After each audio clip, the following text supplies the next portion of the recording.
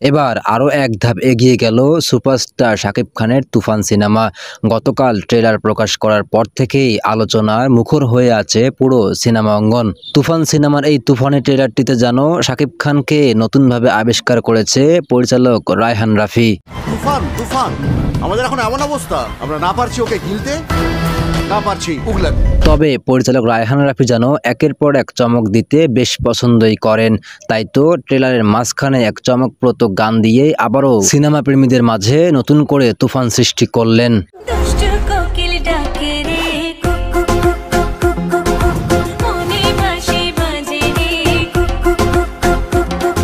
হ্যাঁ, এই দুষ্টু কোকিল গানটি ইতিমধ্যে পুরো নেট দুনিয়ায় তোলপাড় সৃষ্টি করেছে। সত্যি কথা বলতে এই গানটি আমার কাছে বেশ ভালোই লেগেছে।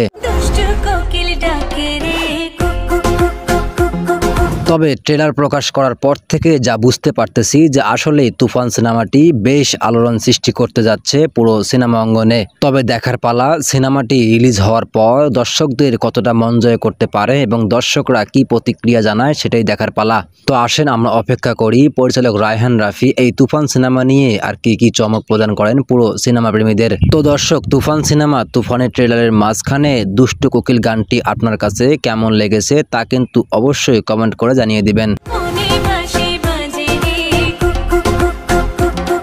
এবং ইতিমধ্যে কারা কারা তুফান সিনেমার সেই তুফানি ট্রেলারটি দেখেছেন এবং দেখে আপনার কাছে কেমন লেগেছে অবশ্যই তা কমেন্ট বক্সে লিখবেন। তো দর্শক আসেন ভিডিওটি আমরা এখন শেষ করি। ভালো থাকবেন, আল্লাহ হাফেজ।